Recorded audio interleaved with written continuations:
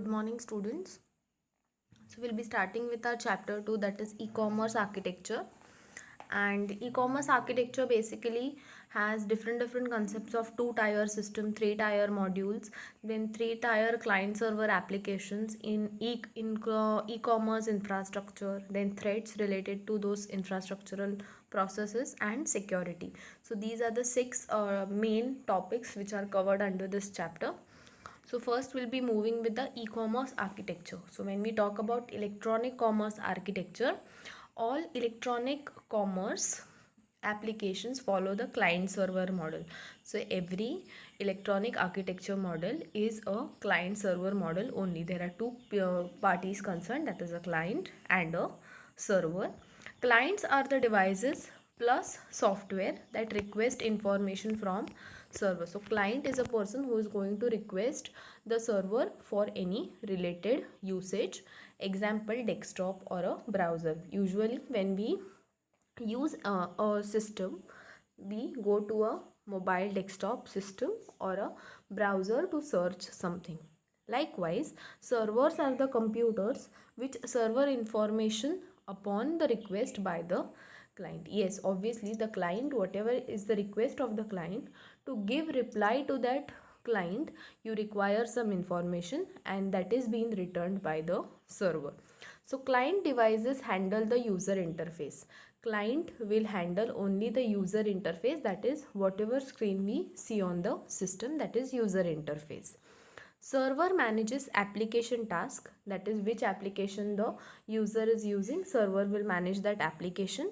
Then handles storage, if it is using application with the help of storage, if you are saving some files, so storage also is being handled by server. As well as security of your data is also maintained and provides scalability.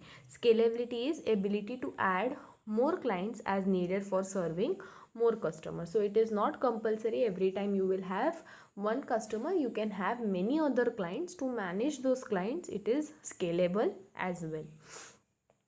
The next is client server architecture links PCs to storage server. Yes, when we talk about PCs, we have storage also. So storage server is also connected to PCs when we talk about client server model, where most of the computing is done on the client. Most of the computing data, whatever references are given, are on the client machine only, because clients keep on changing, but the data reversion after every client will also change. That is the reason computing process is done on the client machine only. The client server model allows the client to interact with the server. Now client server model will allow the client to talk back to the server through a request and reply sequence. Yes, once client is requesting, server is replying. So this process or this sequence, every time, it can be 100 times, it can be 1000 times, or it can be ample number of times. So that sequence is governed by a paradigm. We called it as a substitute value, and that substitute value of request and reply is called as message passing. So please keep this in mind. Client server model plays a particular paradigm through a server which is in a sequence of request and reply, and that is being called as message passing. So the next, in client server model, you have two-tier client servers and three-tier client servers. So first we'll be going with two-tier client server. So two-tier client server architecture, in that two tier, one tier is the client and second tier is the server. So a two-tier system directs communication between the client on the internet, such as web browser, and the web server on the other end. So web browser we use, usually we go on the internet, we search on Chrome. It is a web browser. Once it is connected to the web server, it will give you the reply. So this is two-tier client server.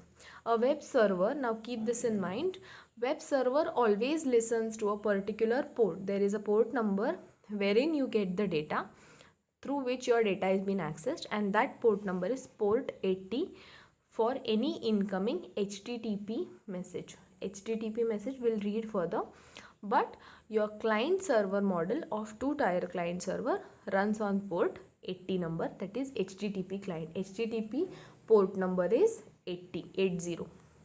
So now next is What is HTTP now? So HTTP is one type of two-tier client server model. So it is HTTP stands for Hypertext Transport Protocol. HTTP is lightweight stateless protocol. It's lightweight means nowadays all the your browser histories or your browser surfing run on HTTP only, and HTTP is lightweight means it can be accessible everywhere, as well as stateless protocol. It does not require public or private security. It is stateless protocol that browsers and servers use to converse with each other, to get request and reply, that is to get input and output. Both browsers and servers, that is client and server, both use for message passing. As well as HTTP has total 7 commands for the protocol to run, from which the two main are get method and post method. So there are two methods, get method and post method. So here, when a browser requests for a page from a web server, it uses the get command. When browser is requesting to the server, it is using get command, where when a server is giving reply to the browser, it is using post command. So get and post are the methods of HTTP. As well as HTTP is stateless because every request that a browser makes opens a new connection, and that is immediately closed after the document is written. Yes, every user will be using different data, and for that particular time you require only one request to be completed, one per time. And once that user closes its request, another person will be opening some another data. So at a time it is using one new connection, it is giving the browsing data. Once the client is done with it, it will close the data, again it will have to open a new connection. So that is the reason HTTP is stateless protocol. It does not have to go for a private connection every time. So how does your HTTP processing look like? It looks like these. You have web browser, which web browser is used by the client. So this is front end, which the client is going to access. The next is through which it is going to access is a web server software. The next is when web browser is talking to my web server software, client is talking to web browser. This is the front end, that is your computer system. Then my client desktop, web browser is talking to web server software. Web server software is taking information from web server helper, and my web server helper is giving me the data from database. So once database is given, see here you can see both the sides arrow. That means once database information is asked, it is giving the information, then the middleware is providing it to the web server software, and web server software is returning the information required to the client desktop. So this is done in the backend processing of your web browser, and this is the front end which user can view. The next is three-tier client server application. So when we talk about three tiers are built on two-tier approach. So there is a three-tier client system is an updated version of two-tier client approach. So three-tier builds upon two-tier approach. The first tier is the client. So in three-tier, in two-tier it was one was client and one was server. In three-tier, first tier is the client, second tier is the server, and third tier is the typical database application running in different computers. So every time all the data is not only stored on one computer, it is different databases connected with a network to provide data to the user. So now electronic commercial sites often require three-tier system. Nowadays electronic websites, whatever we have, are working on three-tier systems with its own hardware and software to keep track of customer purchases, preferences, query inventor, databases, or updates their catalog. To do these functionings, what do? They work on three-tier model with their own hardware and software, providing a proper storage as well as maintaining the record of the customers and preferences, what customer is rigorously buying or purchasing or viewing or surfing the data on. They keep a track inventory. So the example for three-tier client server approach is common gateway servers. CGI, common gateway servers, stand for common gateway interface, that is CGI. A CGI is a protocol which is common way for web servers to communicate dynamically with clients. So web servers directly communicating with the clients is done through a CGI protocol.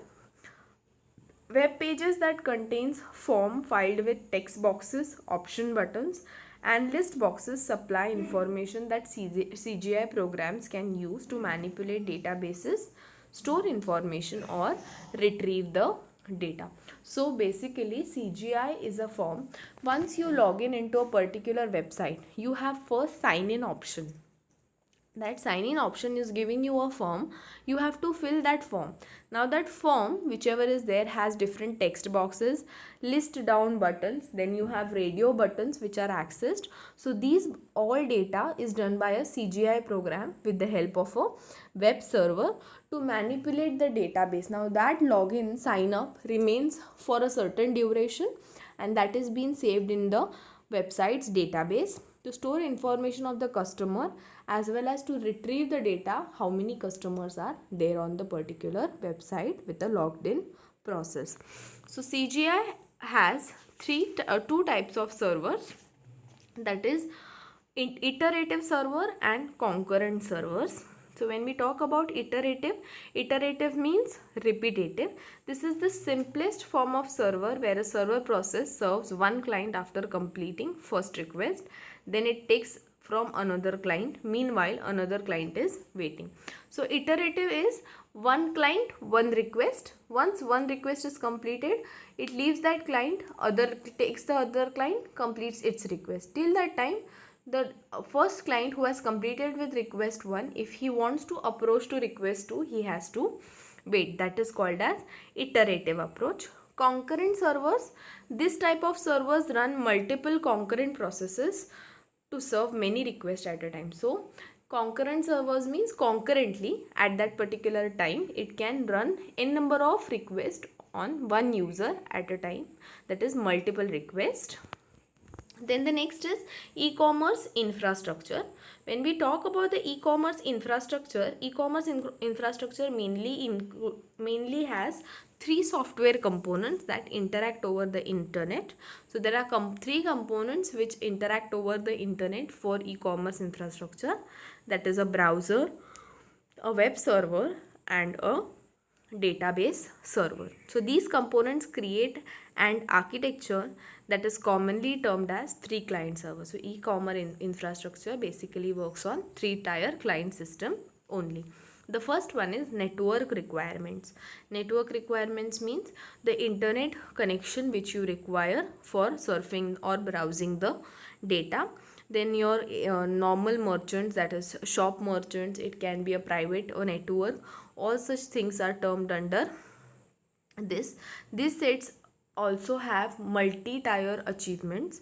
Multi-tier architecture is also possible in networking because n number of systems can be connected to one network also.